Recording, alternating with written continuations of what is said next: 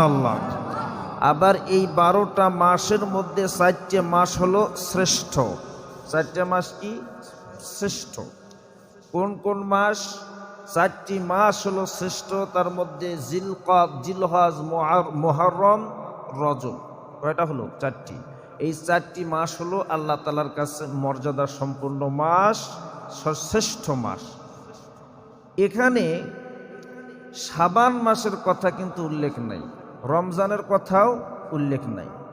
শাবান মাসের কথা উল্লেখ এই জন্য নাই, কারণ শাবান মাসটা আল্লাহ নবী বলেছেন যে শাবান মাস আমি নবীর মাস। কোন সুবহানাল্লাহ। শাবান মাস কার মাস? নবীর মাস। এটি হলো রমজানের পূর্বের মাস, রোজার প্রস্তুতিমূলক মাস। শাবান মাস আল্লাহ নবী বলছেন এইটা হলো আমি নবীর মাস। যেহেতু শাবান মাসটা নবীর মাস, সেহেতু নবীর উম্মতদের জন্য এই মাসের গুরুত্ব আছে না নাই? কেমন গুরুত্ব আছে? মনোযোগ দেবেন। আল্লাহর নবীজি শাবান মাস যখন আসত এত বেশি রোজা রাখত, এত বেশি বেশি নফল রোজা রাখত, অন্য কোনো মাসে এত রোজা রাখেন নাই। আল্লাহর নবী বর্ণনা করেন, হাদিস শরীফের বর্ণনা, আম্মা জান আয়েশা রাদিয়াল্লাহু তাআলা আনহা হতে বর্ণিত হাদিস। আল্লাহর নবীজি রমজান ব্যতীত অন্য মাসে এত বেশি রোজা রাখেন নাই যতটা না শাবান মাসে রোজা রেখেছেন। কোন সুবহানাল্লাহ। যেহেতু নবী রোজা রেখেছেন শাবান মাসে নফল রোজা, সেহেতু নবীর উম্মতদের রোজা রাখার দরকার আছে না নাই? এলা জোরে কর। এখন প্রশ্ন হলো রোজা কখন থেকে রাখবো, কয়টা রোজা রাখবো, জানার দরকার আছে না নাই? বন্ধুগণ আমার, এই শাবান মাসে আপনি রোজা রাখতে পারেন ধারাবাহিকভাবে। যদি সুঠাম দেহের অধিকারী হন, সুস্থ সবল শরীরের লোক হন, একদিন পর একদিন, একদিন পর একদিন রোজা রাখতে পারেন, আবার ধারাবাহিকভাবে রোজা রাখতে পারেন। তবে আল্লাহর নবী বলছেন যে শাবানের শেষে 2-3 দিন আগে তোমরা রোজা রাখিও না। শাবানের শেষে রমজানের শুরুতে 2-3 দিন আগে তোমরা রোজা রাখিও না। কেন? আহসু হিলালি শাবান লিরমাদান। আল্লাহর নবী বলছেন যে তোমরা রমজানের রোজার জন্য শাবানের চাঁদের হিসাব রাখিও। কারণ এই চাঁদ দেখারই একটা দ্বিধাদ্বন্দ্ব থাকতে পারে, এই জন্য শাবানের শেষে গিয়ে তোমরা রোজা রাখবে না। এছাড়া প্রতিদিন রোজা রাখতে পারেন, কোনো সমস্যা নাই। একদিন পর একদিন রোজা রাখবেন, আরো ভালো। এই শাবান মাসে যত বেশি রোজা রাখবেন তত বেশি রমজানের রোজা আপনার জন্য সহজ হয়ে যাবে। কোন সুবহানাল্লাহ। বন্ধুগণ আমার, মায়ার নবী বলছেন শাবানের 15তম রজনী যখন আসবি, তোমরা শাবানের 15তম দিবাগত রজনীতে আল্লাহর ইবাদত করবি এবং পরের দিন রোজা রাখবি। যারা একেবারে রোজা রাখতে পারবেন না, শাবানের 15তম দিবাগত রাত বা শবে বরাতের দিনে, শবে বরাতের আগের দিনে রোজা রাখবেন ইনশাআল্লাহ। কোন বন্ধুগণ আমার, এবারে আসুন এই শাবান মাসের বিশেষ আমল আছে। বিশেষ আমল হলো 3টা। জোরে কোন কয়টা? 1 নম্বর হলো শাবান মাস যখন আসতো আল্লাহর নবীর সাহাবারা কোরআনুল কারীমের তেলাওয়াত বাড়ায়া দিত। শাবান মাসে আল্লাহর নবীর সাহাবারা কোরআনুল কারীম বেশি বেশি তেলাওয়াত করত। আমাদের মধ্যে অনেকজনে আছি কোরআন তেলাওয়াত করতে পারি কিন্তু তেলাওয়াত করি না। ফজরের নামাজের পর একটু সময় নিয়ে কোরআন তেলাওয়াত করতে হবে। বন্ধু, কোরআনের তেলাওয়াতটা এমন, আপনি যখন মারা যাবেন আপনার কবর হয়ে যাবে কবরের মধ্যে দুইজন ফেরেশতা এসে প্রশ্ন করবে। ফেরেশতাদের নাম কি? জোরে কন। কেরামান কাতিবিন, ঘাড়ত থাকে। মুনকার নাকির কবরে প্রশ্ন করবে।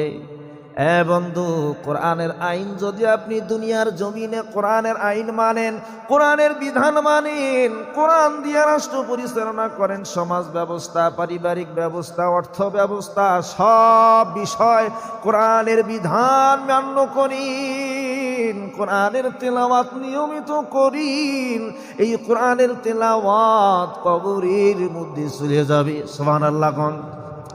কবরের মধ্যে যাবার পর মুনকার নাকির নামক দুই ফেরেশতা যখন আসবে প্রশ্ন করার জন্য, কোরআনুল কারীম ডেকে বলবে, ফেরেশতারা রে, এই বান্দা দুনিয়ার জমিনে আমি আল্লাহর কোরআনকে মহব্বত করেছে, আমি কোরআনের বিধান দিয়ে সমাজ ব্যবস্থা, রাষ্ট্র ব্যবস্থা, আমি আল্লাহর কোরআনকে তেলাওয়াত করেছি। আজকে সে আরামের ঘুম ঘুমাইতেছে, তার ঘুমে কোনো বাধা দিও না। আমি আল্লাহর কোরআন লৌহে মাহফুজে সংরক্ষিত 30 পারা কোরআন তোমার সমস্ত প্রশ্নের জবাব দিয়ে দিব। কোরআনের তেলাওয়াত কবরে যাবি। জীবনে কি শিখলেন? কোরআনের তেলাওয়াত করতে পারলেন না। যাদের মেধা দুর্বল, যাদের মেধা দুর্বল, পড়তে পারেন না, মুখের মধ্যে আসে না, তাদের জন্য আল্লাহ রাব্বুল আলামিন গোটা কোরআন পড়ার দরকার নাই, কিছু ছোট ছোট সূরা আল্লাহ কোরআনের মধ্যে দিয়েছেন। যেই সূরাগুলো যদি কেউ ঈমান ইখলাসের সঙ্গে 3 বার তেলাওয়াত করি, একটা পুরা কোরআন খতমের সওয়াব তার আমল নামার মধ্যে লেখা হয়। সূরাতুল ইখলাস নামে একটা সূরা আছে, সবাই বলেন কুল হুয়াল্লাহু আহাদ আল্লাহুস সামাদ লাম ইয়ালিদ ওয়া লাম ইউলাদ ওয়া লাম ইয়াকুল লাহু কুফুয়ান আহাদ। এই সূরাটা যদি কেউ আল্লাহর বান্দা বান্দি ঈমান ইখলাসের সঙ্গে 3 বার তেলাওয়াত করি, আমার আল্লাহ পাক রব্বুল আলামিন তার আমল নামার মধ্যে পুরা 1 খতম কোরআনের সওয়াব লিখে দিবেন। তবে যারা কোরআন পড়তে পারেন তাদের জন্য নয়, যারা পারেন না, কোরআন শেখেন নাই এখন পর্যন্ত, যারা সূরা ইখলাস শুদ্ধ করে তেলাওয়াত করতে পারবেন তাদের জন্য। বোঝেন নাই? তাহলে কোরআনুল কারীমের তেলাওয়াত করা আমাদের দরকার আছে না নাই? প্রত্যেক দিন ফজরের নামাজের পর বাসায় যাইয়ে কোরআন খুলে তেলাওয়াত করবেন। রাজি আছেন না ইনশাআল্লাহ? ফজরের নামাজের পর প্রত্যেক দিন যারা পড়তে পারেন ফজরের নামাজের পর মসজিদের মধ্যেই পড়বেন। আমাদের রংপুর ওই মসজিদের মধ্যে দেখবেন যে ফজরের নামাজ শেষ হলো, আমি তো নামাজ পড়াই, ফজরের নামাজ শেষ হলো মুসল্লিরা এক কাতার থেকেই যায়, কোরআন তেলাওয়াত করবে, সূরা ইয়াসিন পড়বে, সূরা রহমান পড়বে, তারপর ইশরাকের নামাজ পড়ে মসজিদ থেকে বের হয়ে যাবে। এই রকম আমলিয়াত লোক আমরা হতে পারবো না ইনশাআল্লাহ? কোরআন শরীফ ফজরের নামাজের পর কারা কারা তেলাওয়াত করেন একটু হাত তোলেন তো, হাত তোলেন। মাদ্রাসার ছাত্ররা তো পড়েনি আলহামদুলিল্লাহ। যারা তেলাওয়াত করেন না ইনশাআল্লাহ ফজরের নামাজের পর কোরআনুল কারীমের তেলাওয়াত করবেন, কারণ এটা হলো শাবান মাসের একটা গুরুত্বপূর্ণ আমল। বুঝলেন এই কথা? নাম্বার 2 হলো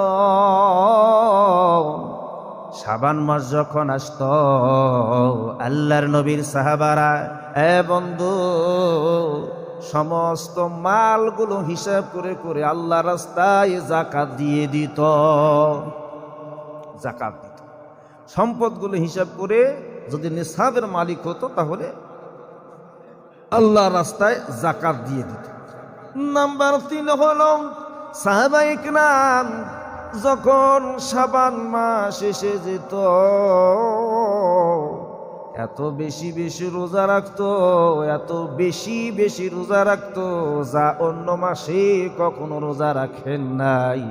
এই শাবান মাসটা হলো রমজান মাসের প্রস্তুতিমূলক মাস। যে যত বেশি রোজা রাখবে শাবান মাসে, ও রমজান মাসের জন্য তার রোজাটা আসান হয়ে যাবে। সুবহানাল্লাহ।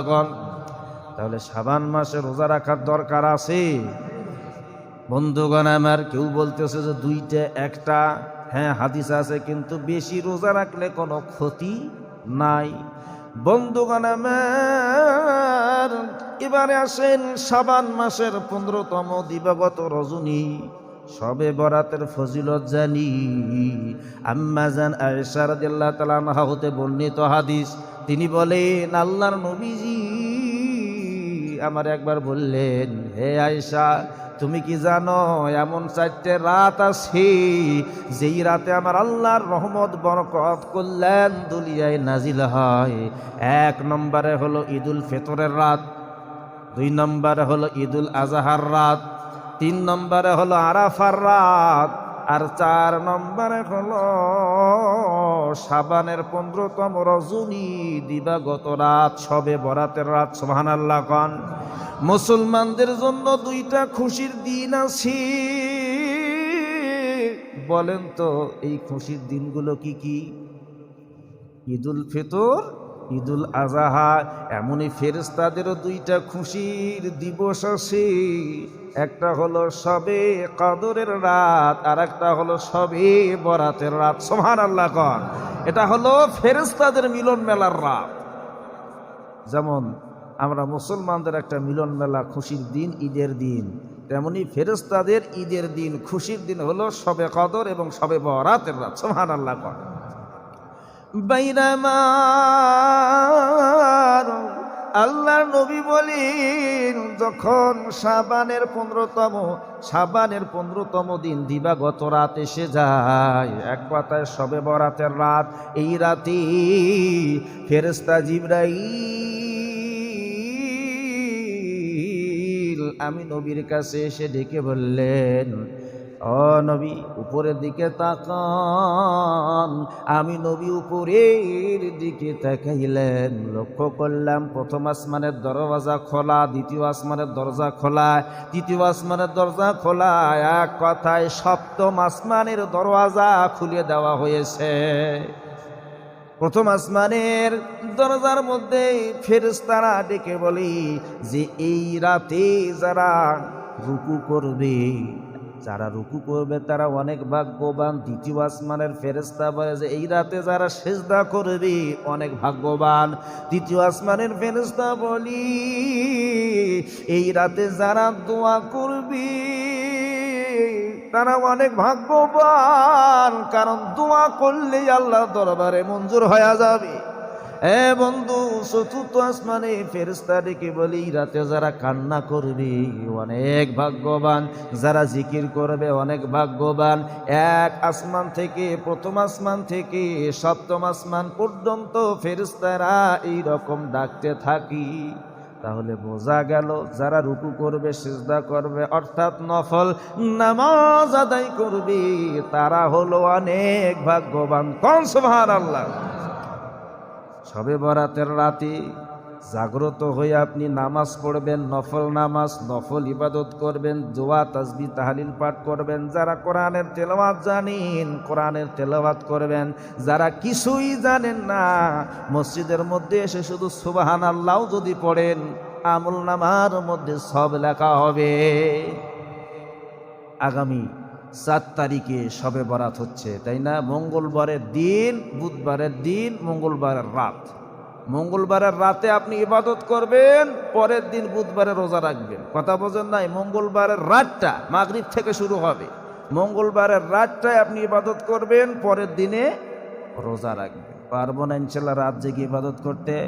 কারা কারা পারবো? 2টা হাত তোলেন তো, হাত তোলেন তো। নিয়ত ভালো করে করবেন, যারা যারা রাত জাগবেন তারাই হাত তুলবেন। আলহামদুলিল্লাহ, আল্লাহ কবুল করুক। মসজিদের মধ্যে এসে যতটুকু পরিমাণ সম্ভব এসে নামাজ পড়বেন, নফল নামাজ পড়বেন, জিকির আজকার করবেন, এরপরে কোরআন তেলাওয়াত করবেন, দ্বীনি কিতাবাদি পড়বেন, তাও সব রয়েছে। কারণ এটা হলো ফজিলতের রাত।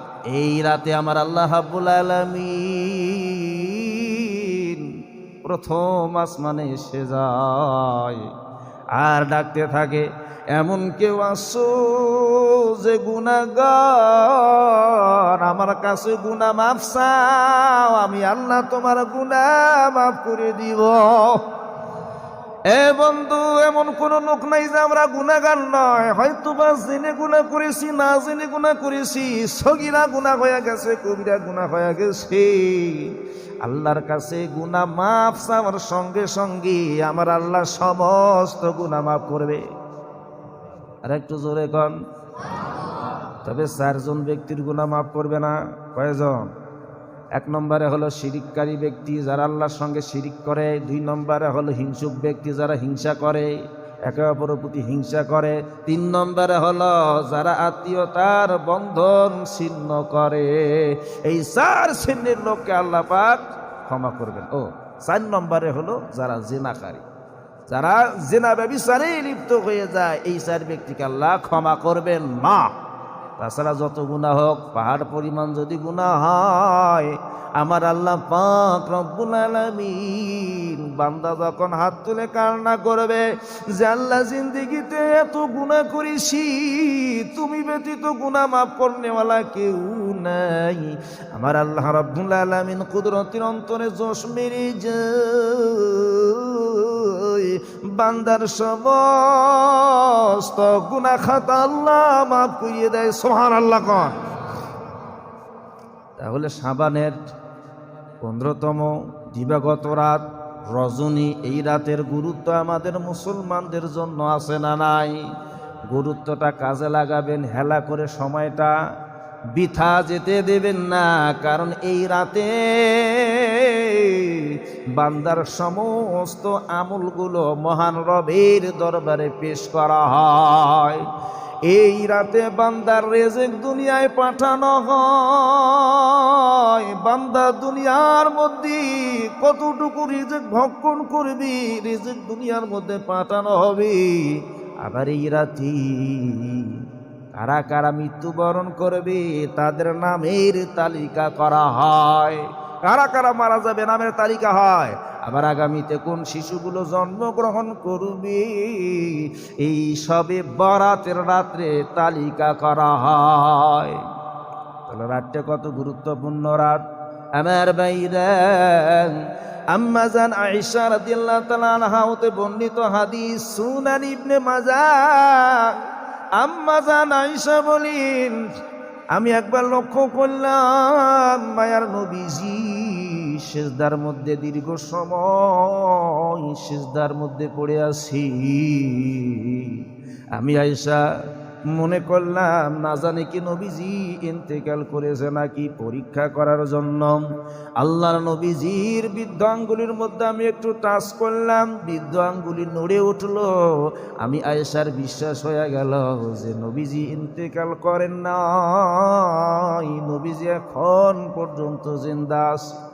নামাজ শেষ হয়ে যাবার পর আম্মা জান আয়েশা আল্লাহর নবীকে প্রশ্ন করলেন, ইয়া রাসূলুল্লাহ, ইয়া হাবিবাল্লাহ,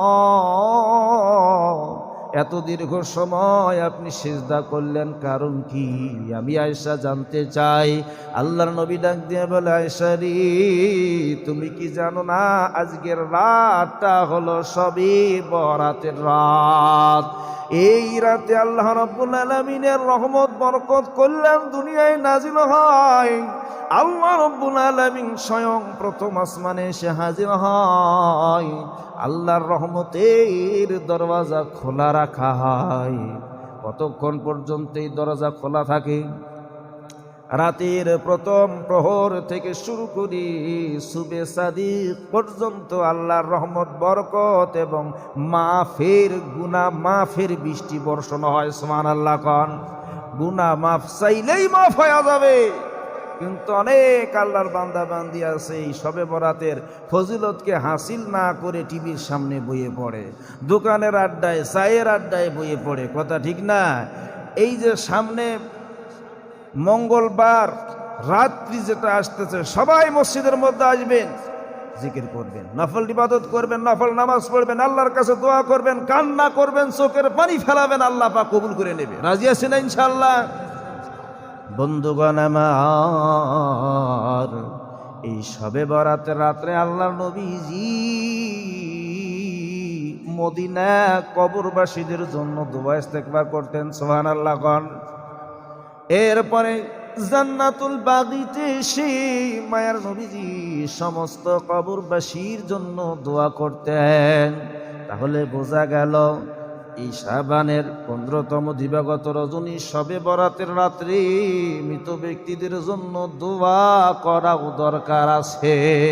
আপনার মা মারা গেছে, বাবা মারা গেছে, আত্মীয় স্বজন, দাদা দাদি, নানা নানি, যত আত্মীয় স্বজন মৃত্যুবরণ করেছে, আপনি এই বরাতের রাত্রে তাদের জন্য দোয়া ইস্তেগফার করবেন তো ইনশাআল্লাহ। তাদের জন্য দোয়া করবেন, কারণ দোয়া করলেই আল্লাহর দরবারে কবুল হয়ে যাবে। তাহলে শাবানের 15তম রাতটা, মানে যেটা হলো যেই রাত্রে জাগ্রত হয়ে ইবাদত করতে হবে, এটা কোন বারে হচ্ছে? জোরে কর। মঙ্গলবার মাগরিবের পরে প্রস্তুতি নিয়ে মসজিদের মধ্যে আসবেন, পাক পবিত্রতা অর্জন করে, পারলে গোসল করবেন, পাক পবিত্রতা অর্জন করে মসজিদের মধ্যে এসে ইবাদত করা শুরু করে দিবেন এবং পরের দিনে রোজা রাখবেন। আল্লাহ নবী বলছেন পরের